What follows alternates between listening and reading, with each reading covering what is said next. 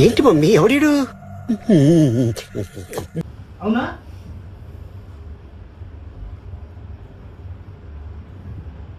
తన కోపం తనకేసేతురురా మనిషి వేసేసాడు, బాగా వేసేసాడు. అంత కూడా కోపం ఉండకూడదు.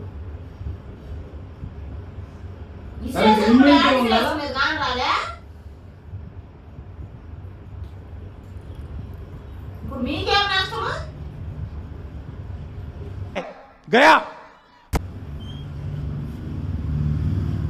వాడికి ఎంత బాగా తెలిసిన బండిని బయట దగ్గర ఎండు మనస్తువా మంద బాగుండాలి. అది తెలుసుకో, నువ్వు బాగుంటావు.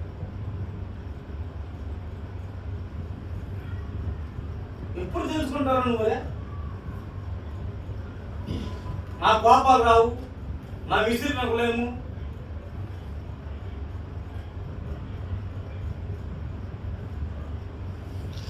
అందుకే నువ్వు బయటకు దిగలరా అని చెప్పాడు. మనిషికి పని పాట లేకపోతే ఇట్లాంటి ఉంటాయినాక మనిషి ఎప్పుడు బిజీగా ఉన్నారా? ఎప్పుడు ఊళ్ళో ఎప్పుడు వెళ్ళాలి మాకు మనిషికి? దానికి బాధ్యత వస్తుంది, రూపాయి విలువ తెలుస్తుందిరా. నీకేం తెలుసు? నీ పెట్రోలు నీ రూపాయి తెలుసు, ఇంకెవడు తెలియదురా నీకు. మళ్ళీ ఆడపిల్లలు అంటారు. కొండ కడుపున వందే ఉందిరా.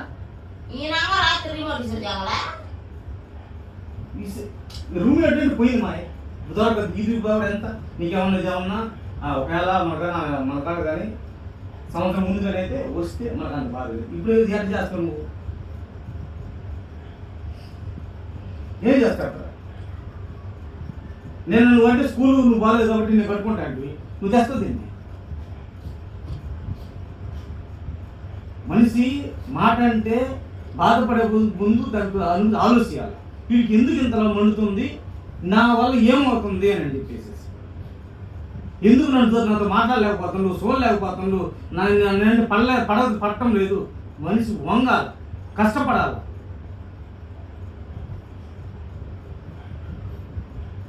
ఎన్ని రాజు నాణాలంటే ఎన్ని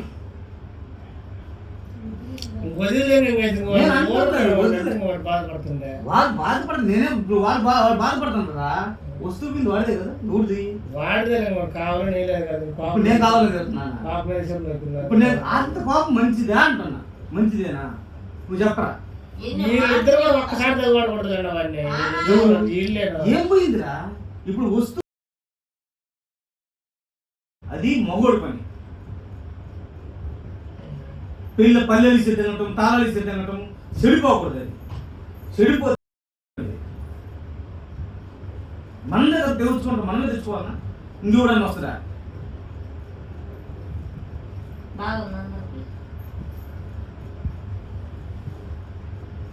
నేను అవార్డు ఇలా చెప్పిల్లా తిడతా దేనికి అవార్డు చెప్పి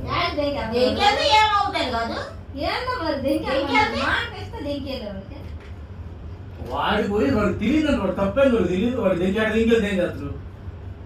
వాడు తప్పు జరిగింది. 3 మధ్యలో జరిగిందా? మన ఇంట్లో జరిగిందా? మనకి ఇబ్బంది అయిందా? ఒక్క రోంట బండికి క్రాచ్ చేయాలి. ఇది పోయింది అని అంటే ఇది ఎంత చిన్నదా?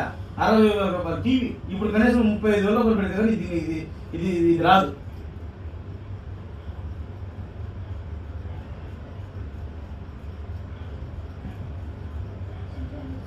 వాడి వల్ల ఏం లాభం? వాళ్ళు ఎవరో పిలిస్తే యాడ్ దొరకపోతుంది. ఇంట్లో పాలపాలు మెప్పి బరువు పెట్టిన 20,000 ఇప్పుడు పెట్టినా కూడా యాడికన్నా వాడికి ఆగరబ్యా నీకు తెలియదు కదా. ఎవరన్నా ఇంట్లో వస్తూ మన ఇంట్లో నువ్వు కష్టపడి మన ఇంట్లో చేస్తావంటే పోయేది పెద్ద విషయం. ఎన్ని లక్షలు పడ్డారా? ఎన్ని దెబ్బ వాళ్ళ ఒక్కసారి డెంగ్యూకి ఆపరేషన్ అంటే 1,00,000 రూపాయలు తప్పు కాదు. ఆగమ్మా,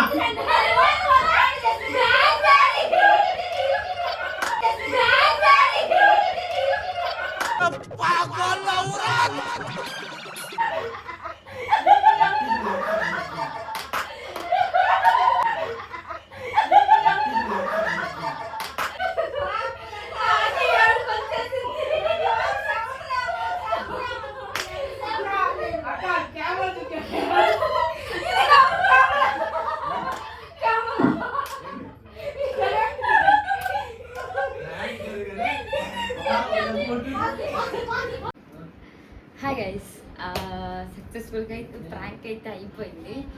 చేతులు అండ్ ఐస్ వాటర్లో వచ్చేసినాయి, షివర్ అయిపోతుంది హ్యాండ్స్ అంతా. ఎందుకంటే సెకండ్ ప్రాంక్ చాలా ఎక్స్ట్రీమ్ అయిపోయింది. డాడీ చాలా కోపపడ్డారు, చాలా చాలా ఎక్స్ట్రీమ్ అయిపోయింది అనమాట.